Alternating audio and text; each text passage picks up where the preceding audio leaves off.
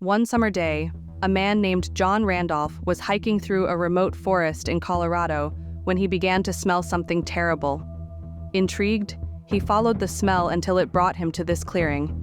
And in the clearing, John saw what looked like an old campsite. Now John is out in the middle of nowhere, and so the idea that somebody was camping out here, in what looked like a long-term settlement, was pretty bizarre to John. And so John walked into the clearing to see what was going on. And when he turned the corner and saw the ground in the middle of the campsite, he saw something that at first he couldn't even process. It was just so horrible, it just looked fake. But eventually, he realized what he was looking at was real, at which point John turned around and sprinted out of there and began screaming for help. But before we get into that story, if you're a fan of the strange, dark, and mysterious delivered in story format, then you've come to the right place. Because that's all we do, and we upload once a week. So if that's of interest to you, please subscribe to our channel and turn on all notifications so you don't miss any of our weekly uploads. Okay, let's get into today's story.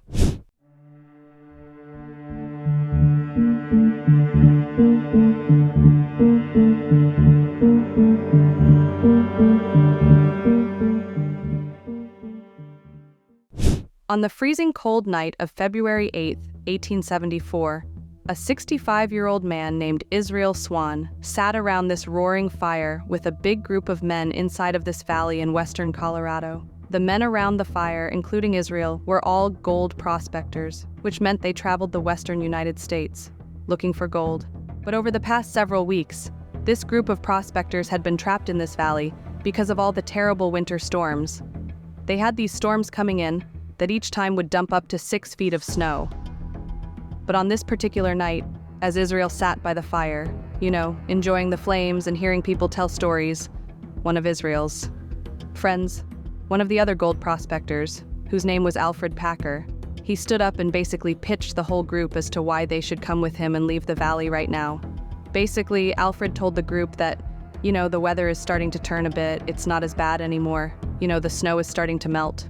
And Alfred said, I know a pathway out of here that will take us out of this valley in just 2 weeks.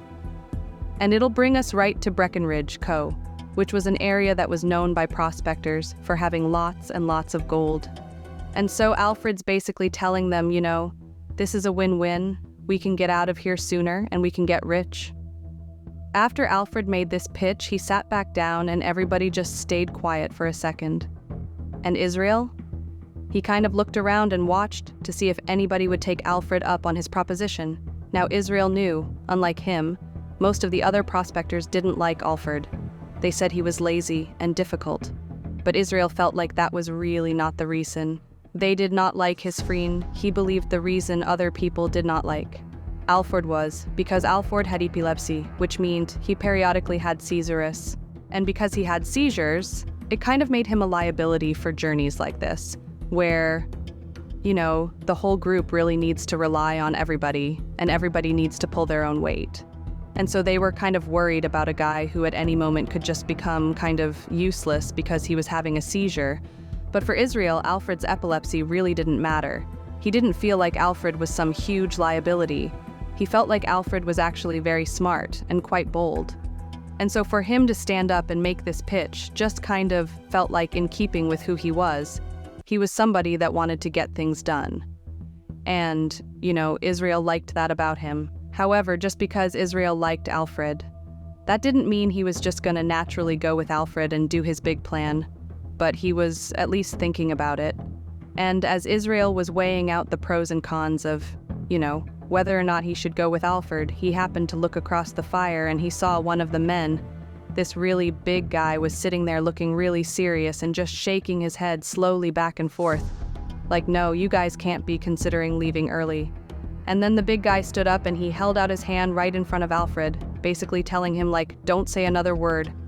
And then this guy, while still looking at Alfred, he said, if you leave right now, all of your friends will die. And then this big guy sat back down again, and then everybody around the fire. I just sat there really tense for a few seconds in total silence. The big man who had just spoken was not a gold prospector. He was actually very different than the rest of the people sitting around this fire. His name was Eerie, and he was a Native American chief of the Taboo Watch Band of the Ute tribe. And Chief Murray had actually saved the lives of everybody, Israel and Alfred, included who was sitting around this fire, because a few weeks earlier this whole group of gold prospectors had wound up lost in this valley, which was the valley where Chief Murray lived with his tribe. And he had found them stumbling around on the brink of death, with all the snow coming down. And so Chief Murray and his people brought the prospectors some food and water. They helped them, set up a campsite right near a river, and then, Chief, you're told them to stay put in this campsite and ride out the winter, and then in the springtime when the snow melts, it'll be safe for you all to leave. Now at first, the gold prospectors were only thankful and just totally psyched that Chief Year had found them and given them this campsite. I mean, this was great. And so they had no problem agreeing to, wait until the spring to finally leave. But now, after several weeks of being kind of trapped in this camp, the whole group was really starting to get restless. They were worried if they didn't leave soon, there'd be no more gold for them to mine. And for Israel specifically, there was even more pressure on him to go out and find gold, because he had told his family that this would be his last treasure hunting adventure ever. And so he really couldn't go home empty-handed. He literally needed the gold in order to continue to survive and take care of his family. So, when Alfred stood up and broke the kind of tense silence and said to Chief Murray, thank you for your concern, but I am going to leave early, and I just hope others will come with me. At that point, Israel saw the conviction in Alfred. And Israel really felt like he did need to leave now. He needed to get that gold. And so Israel said, you know what? I'll go with you as well. And then after Israel said he would go, 4 other gold prospectors also volunteered to leave early with Alfred. Chief Murray could tell he was not going to change any of these guys' minds. And so even though he felt like this was a terrible idea, he shifted his focus from trying to stop them to just trying to give them as much information as he could about the area they were going to go into. And so he called all the volunteers who'd be leaving early over to him. And then Chief, your aide drew a map in the dirt on the ground, and he told Alfred and Israel and the other 4 volunteers that you have to follow the river out of here. It'll bring you to this mountain range called the San Juan Mountain Range, and you cannot attempt to go over those mountains. You will not make it. You've got to follow that river and go around the mountain range. And then once you do, on the other side, there will be an outpost where you can stop, get supplies, rest, and then continue the rest of the way towards Breckenridge. And then, after Chief Murray had explained all this, he made sure to mark an X on his dirt map exactly where the outpost would be. And then Chief, you just turned around and walked over to his horse and rode away.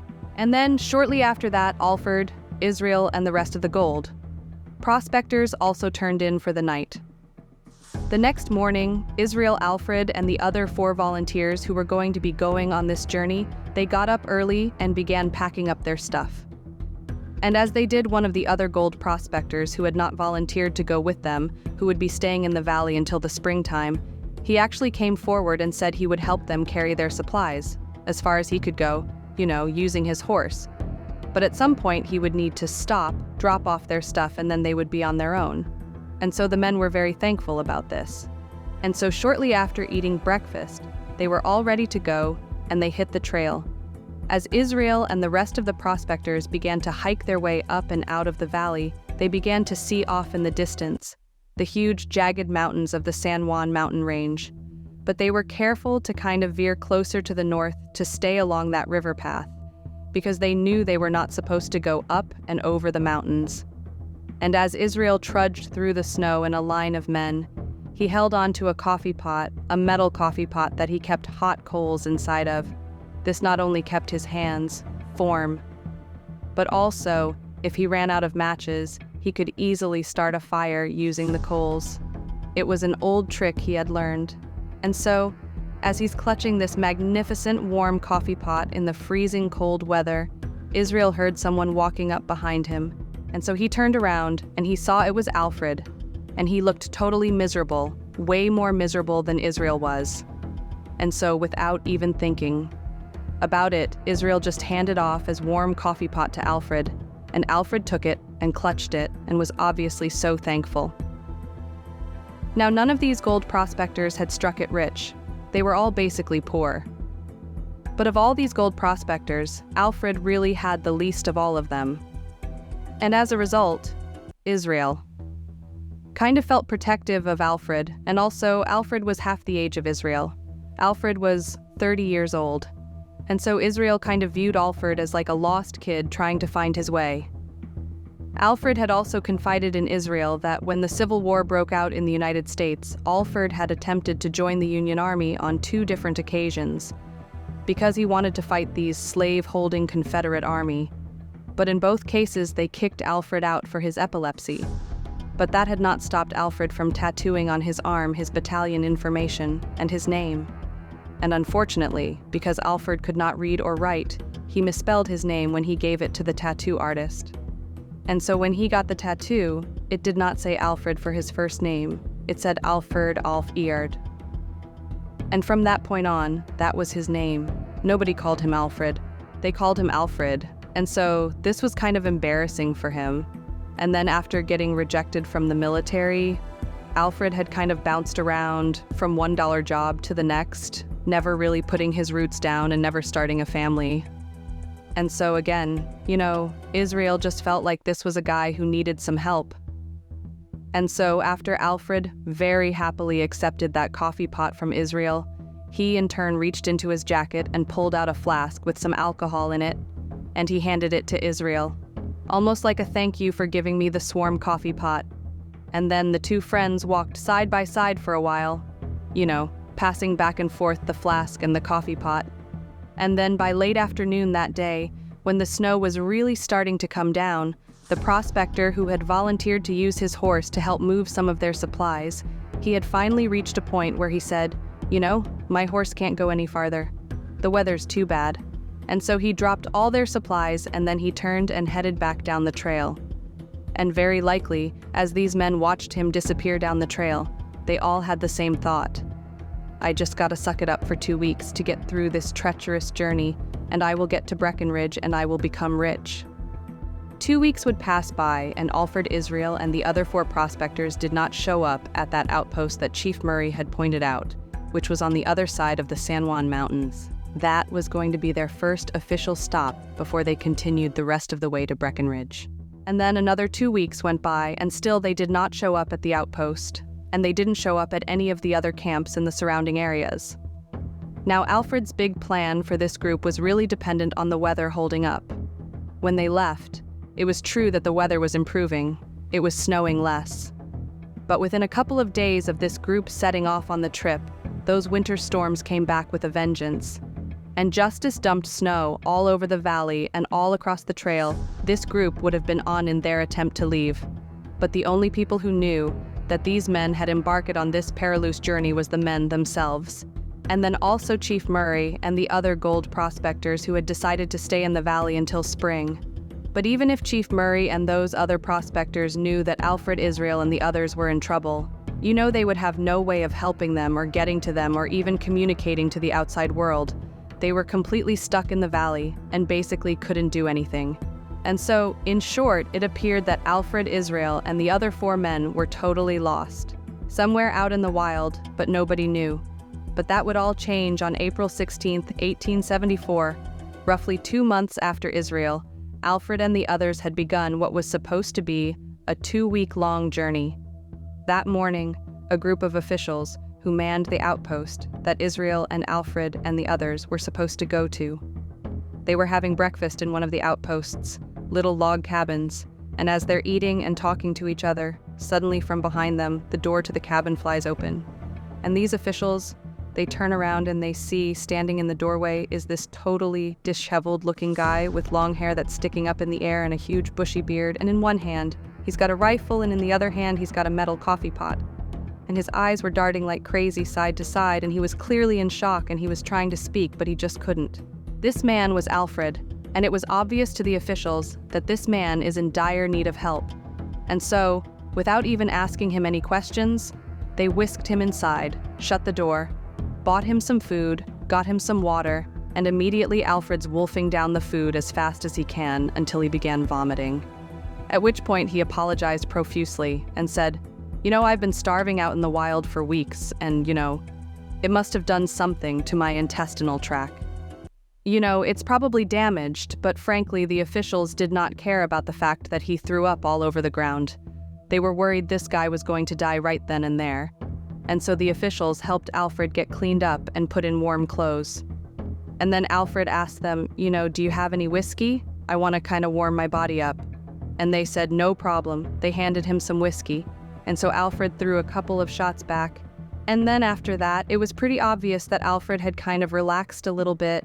And then at that, one of the officials asked Alfred, "What happened to you?" As soon as Alfred was asked this question, he shut his eyes and kind of grimaced, like even the thought of what had happened to him was just too painful to think about. But after a moment of silence, Alfred, with his eyes still closed, told the officials that he had been with 5 men and they were trying to hike their way out of the valley to get to Breckenridge, Colorado, to look for gold. But as they were hiking this trail, this huge storm came in and made it really hard to navigate the trail they were on. And so the group decided they would actually cut through the San Juan mountain range. The thing Chief Murray said, "Don't do that. Do not go over the mountains." They decided to do that, but as they were traversing these treacherous mountains, it was clear that Alfred was just not keeping up with the group.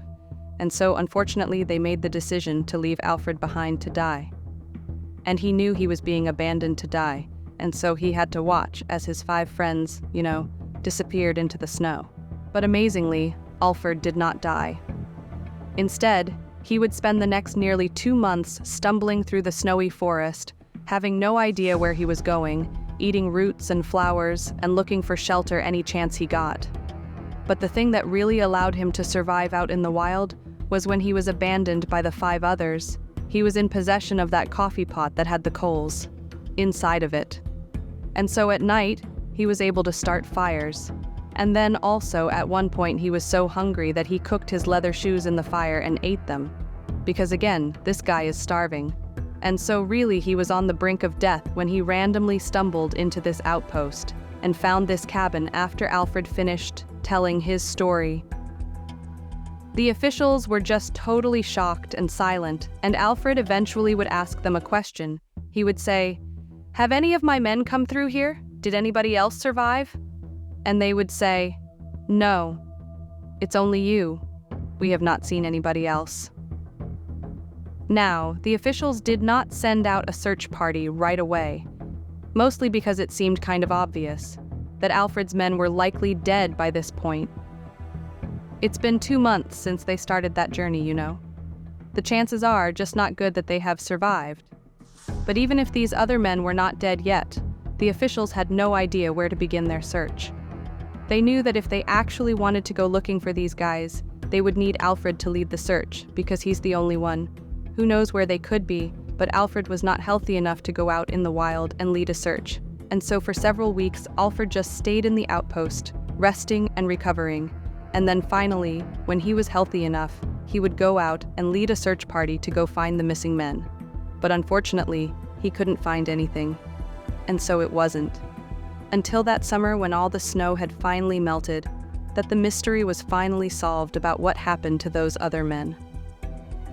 On August 20th, 1874, a traveling artist named John Randolph was hiking through a forest in western Colorado, roughly in the area where those other prospectors would have been walking on their attempt to leave. Valley. And as John Randolph was walking through that area, he began smelling this horrible smell. And so John followed the smell until it brought him to this clearing. And then in the clearing was what looked like an old beat-up campsite.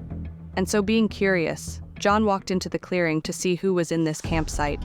But when he turned the corner and saw what was on the ground in the middle of this campsite, he froze, because on the ground in the middle of this campsite were 5 dead men, all lying perfectly in a row. They were the source of the terrible smell. And right away, even though John was in shock from what he's seeing, he could tell that these 5 men did not die from something natural. One guy was missing his head altogether, and the other 4 had obvious signs of something being smashed really hard, probably repeatedly into their heads. But that wasn't all. The other thing John immediately noticed is that the 5 bodies were in very different states of decay. 2 of the bodies were basically skeletons.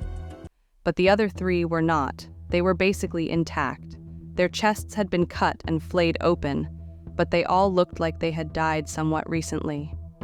In fact, one of the men looked so lively that it seemed like he was just sleeping, despite the gaping wound in his chest and his head that clearly indicated he was dead.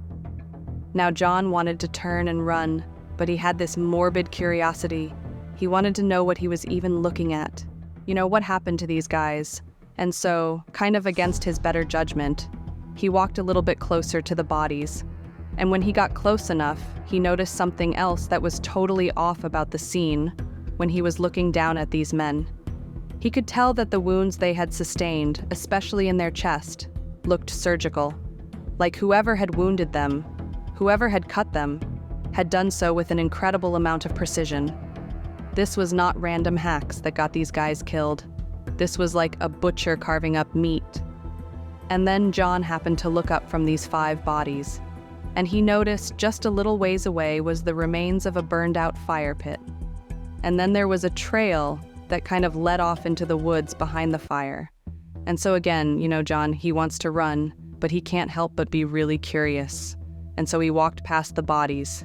He went to the fire pit, and he followed that trail kind of back into the woods, and he found this ramshackle shelter kind of tucked away in the woods that was abandoned. No one was in there, but it had all the signs of someone living here for a pretty long period of time. And then suddenly it was like all these pieces came together and John realized what he had just stumbled on. Clearly those 5 men had been murdered, and the person who murdered them very likely lived in this camp, and over the course of what looks like weeks or months, this person was butchering these men and then cooking their body parts over that fire and eating them. This is like a cannibal camp. And John, he's thinking, is this guy going to come back? Whoever lives here, are they coming back soon? He didn't know. And so, kind of in panic, he pulled out his sketchbook, he sketched the area, and then he turned and sprinted out of there to go find help. It would turn out John, the illustrator, was totally correct about what he thought was happening at that camp. After Alfred was left behind to die, those 5 other men carried on into the night, up into the mountains, and then somebody attacked them, began killing them and eating them. And that person was Alfred. That was why Alfred had survived for so long. It wasn't just that he was able to make fires at night, it was that he was able to make fires at night and eat his friends. Now, no one has ever been able to actually determine how Alfred went about killing these 5 men, or even when he killed these 5 men. All we know is that, based on the investigation, 4 of his victims appeared to have been asleep when they were murdered. But the 5th victim, who actually was Israel, the one guy who really liked Alfred and looked out for him, and was kind of like a father figure to him, he was the only one who showed signs of a big struggle before he was murdered. While Alfred denied killing all 5 of the men, he said that he basically only killed one of them, and it was self-defense and somebody else killed the other 4. It was kind of confusing, despite those claims he had. The one thing Alfred never denied was the cannibalism. In fact, Alfred straight up told authorities that he grew to really like the taste of human meat. In fact, when they searched that campsite that John Randolph found, they would find the remains of a dead deer that was right near the campsite. But despite it being right there, Alfred never attempted to carve it up and eat it. He just kept going back to his stockpile of human meat. And eating that, in the end, Alfred was convicted of murder and he was sentenced to 40 years in prison. But in 1901, when he was 92 years old, he was granted parole. And right away, Alfred became a vegetarian and then died a few years later. From the 1800s, all the way through the 1900s, Bodmin St. Lawrence Hospital was one of the largest running asylums in all of England. But in 2002, it was permanently shut down due to so many accusations of patient mistreatment. Now, after it was shut down, the property kind of fell into disrepair. It was basically abandoned, and so when it became totally overgrown, it began attracting vandals and urban explorers. And so the owners of the property finally just put up a fence all the way around the hospital, and they hired security guards to patrol the property at night to keep vandals out. And so these security guards began doing that, and very quickly they began reporting that they were seeing and hearing things they couldn't explain on this property. They'd hear things like footsteps on floors that they knew were vacant, or that hear doors slamming, and at least one guard claimed to have seen a gurney roll into the hallway from a room. But then when he checked the room, there was nobody in there. But perhaps the scariest account came from a security guard who, when he showed up for work that night, he was feeling kind of sick. And so when he was out walking the property, he found somewhere to lay down in one of the smaller hospital buildings. And as he was laying there with his eyes closed, he began hearing a tapping sound coming from outside. And so he stood up and he walked over to the window and he looked out into the night, but he couldn't see anything out there that would cause this tapping sound. And so we shrugged and turned back around to go lay down again. But when he turned around, standing in this room with him was the skinny woman wearing a white hospital gown, and she had this grimy black hair that was covering her face, and so the security guard is just staring at her, totally terrified, and before he could do anything, this woman just turns and walks into a wall and vanishes.